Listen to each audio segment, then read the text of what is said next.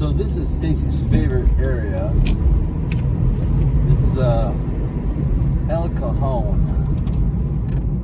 El Cajon. El Cajon is notorious for its fucking meth heads and junkies and drug addicts. You know, it's a really cool city. I mean, I frequent this place because, as you see up here on the right, a lot of cool thrift stores. You see these old ass signs up here, like the Empire Thrift Store up here on the right. It's a very historical, old part of San Diego.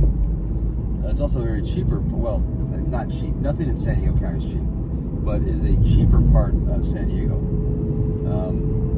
I dig it, but she digs it for the drug connections, the homelessness, and the drugs, you know. Because, I mean, you could, if you spit in any direction, you're going to fucking hit a tweaker. It's that bad. I mean, it's chock full of junkies and drug addicts here, and homeless. They run them out of San Diego, especially this time of year during tourist season. Run them out of the downtown and the beachland areas, you know, because that's where the money is. And they, like right here on the right, which is Black Dude, right here on the right, cool fucking trailer park. You know, I got a feeling I know where she is, so I'm not gonna spend too much time in alcohol. But yeah, this is where she wants to be. This is where she tried to set up camp, is around here.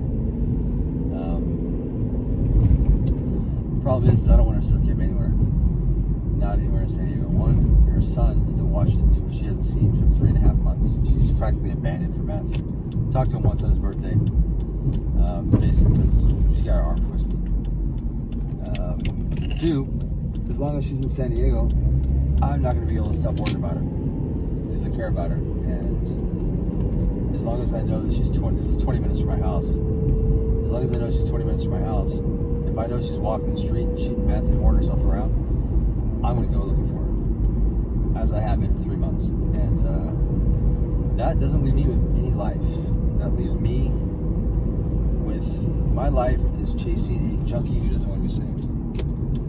My life is chasing an ex-girlfriend who's fucking whoring herself out on the street. And I mean, I can't stop her from doing that.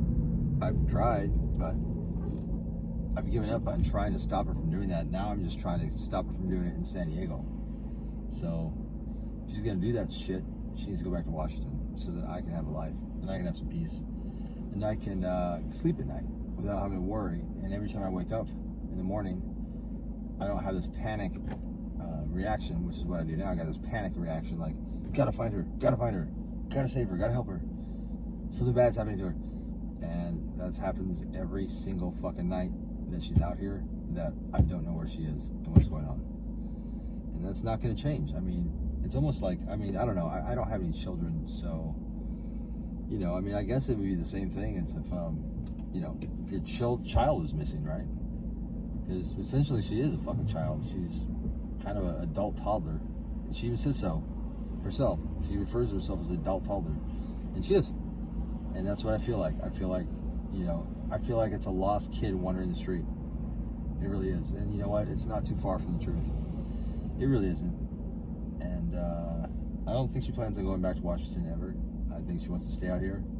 Drugs are plentiful. She's met some people. And the weather's fucking nice. Why would she go back to Washington where she's got family and responsibilities? Not really. I mean, her parents have taken all of her responsibilities away. She doesn't have to pay for anything. Seriously, free rent, free food, free care for her son. She doesn't even have to really watch her son anymore. Her parents do that. All she has to do is basically do the bare minimum, which she wouldn't even do at her house, is pick up after herself and her son. That's it. Maybe do some chores around the house. The bare minimum, and everything is paid for, and she can't even fucking do that. So this is kind of a sad state of affairs for her. I mean, that's how lazy and irresponsible she is. Where, I mean, so many people will look at her life and be like, what the fuck are you doing? Like, wait, your parents take care of you and your son? They don't charge you rent? They don't ask anything of you other than to pick up after yourself and your kid? That's it? And you say that you're so fucking miserable and abused and your parents are so horrible that you have to run away and go fucking slam meth and prostitute yourself? Yeah. Do you believe that story? I didn't either.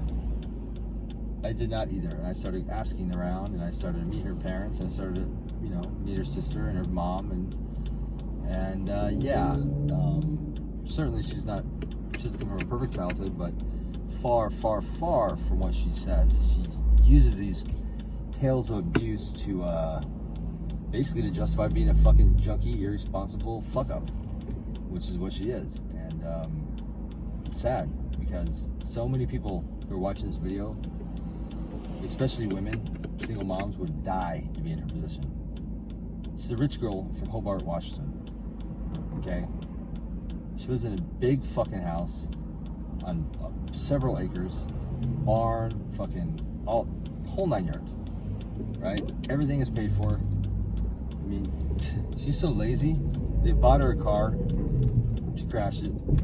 She won't get a driver's license. If she did, she'd buy her another car.